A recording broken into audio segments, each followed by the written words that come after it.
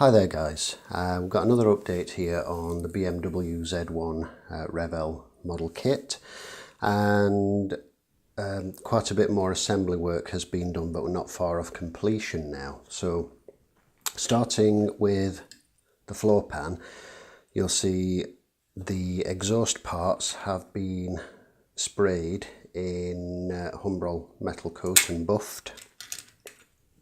The central and rear portion will be added last once this is all fastened onto the car. The front pipes have been glued in place because they don't obstruct anything. We've got the front steering components in place which operate, as you can see, that actually rotates and turns, with a little bit of detail work which hopefully you can see down there on the springs, just to highlight the springs on the shock absorbers.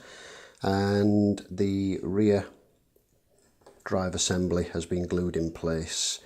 It's had a slight oil wash and a little bit of dry brushing on the base. I don't want to go too mad on this one, I want it to look relatively clean. On the upper portion here you see the power steering header, coolant header tank, coil pack and the windscreen washer fluid bottles which have been painted, and these have had a little bit of detail showing the coolant and windscreen washer liquid level, fluid level. The next portion is the body tub and engine. As you can see, we've got the engine assembly in place with various hoses, the inlet manifold system and the yellow cooling fan and pulley system on the front there. It's had a little bit of an oil wash to bring out some detail on the top of the engine and the inlet manifold. This section here, which is part of the inlet system, air filter and such like, is going to be fitted once this is in place. I went ahead and used the decals on the seats, although to be fair they're not that visible. I think they do add a little bit more to it than just a plain pale grey, and with hindsight what I should have really done is used the dark grey and the light grey on the opposite sections, and then the decals would have stood out more. They would have been they would have looked better. I don't know how well you'll see this on the video, but we've got a nice decal on the dashboard for the radio and various bits and pieces on there, and of course you've got the seat backs which are body coloured, as you can see. It's quite a nicely detailed little cabin, and the doors, which again operate, slide up and down, are fastened in place, ready for fitting into the body shell, which is here. And this has been detailed. The black bits have had a wash of clear, and various decals have been applied. So that's not such a flat black as it was before. You'll see there the boot tub has been fitted on so that the boot lid can be glued in place. It doesn't sit perfectly flat, which I'm a little disappointed in. I had a feeling that this would happen. I've tried trimming it to fit, but unsuccessfully, and it does sit a little bit proud on the left hand side. Hopefully that won't be too notable once it's constructed, because there's not really anything I can do about that. I think it's more a case of there's a little bit of warp in the body shell, I think, and I believe that's the reason why it's like that. It's had, at the front there, you've got the headlight inserts fitted, and then speaking of lights and glass and such like, down here we've got the rear lights, which have had a coat of silver on the rear and then Tamiya clear paint on the front of those to do the brake lights and indicator lights, the same as we've got with the front light covers there. Coat of silver on the back and then Tamiya clear orange for your indicators on the front.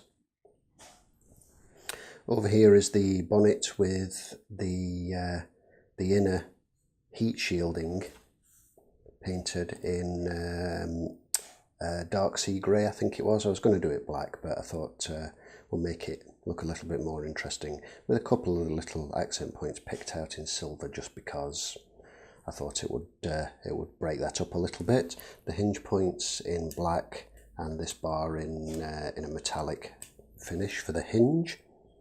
The front bumper has had the grille insert fitted, and that has been dry brushed over to give it a gunmetal sort of finish, to make it pop out a little bit more, to make it look a little bit more noticeable. Slight bit of disappointment on the rear glass. I got a spot of cyanoacrylate on there while I was gluing it in place, and on polishing it out I put a little bit too much pressure. It's actually got a little bit of crazing down the centre. I don't know if that will show up on this, but it does have a little bit of crazing down the centre, which is a bit of a disappointment. But I could kind of get away with that because it would be a vinyl window, so you know, it could just be natural crazing, but I'm a little disappointed, I've got to be honest. That was my own carelessness. And then we've got the windscreen, which has been glued in place on the front window frame. The wing mirrors that you see here have had the chrome sprue insert parts fitted inside them, which you can see are nice and reflective. For some reason, there are decals provided to actually put on these and on the rear view mirror, and I don't truly understand why that's the case when these are so nice and reflective. It seems a little odd to me, so I'm not going to use those. And any other bits to mention? We've got the rear assembly arms here. These are the call out, the paint call out for these is black, but I thought they'd look far better in aluminium, with maybe give these a bit of an oil wash once they're fitted, just to bring out the detail a little. With the rear brake drums on in Humbrol metal coat, rear brake discs rather, in Humbrol metal coat, and that's about where we're at. So as you can see, we're not far off completion. Oh, got the wheels, the completed wheels and tyres. Now you can't actually see the brake disc thing that I did there as clearly as I'd hoped. I should have made them a little bit bigger, but it's in there, and it still looks better than the decals. I think it's had an oil wash on the wheel itself just to pop the detail, the centre cap and the spokes a little, and then a coat of clear, and then these have been glued together.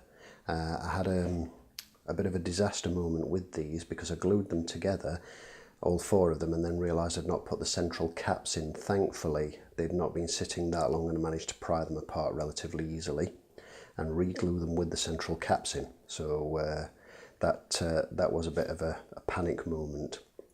But I think they look quite nice with the tyres on, and they're all ready to fit on. So that's where we're at. So I think the next video should show the completed model. And thank you for watching so far, and hopefully the next video with the model complete won't be too far away, so do check back, and thank you for watching.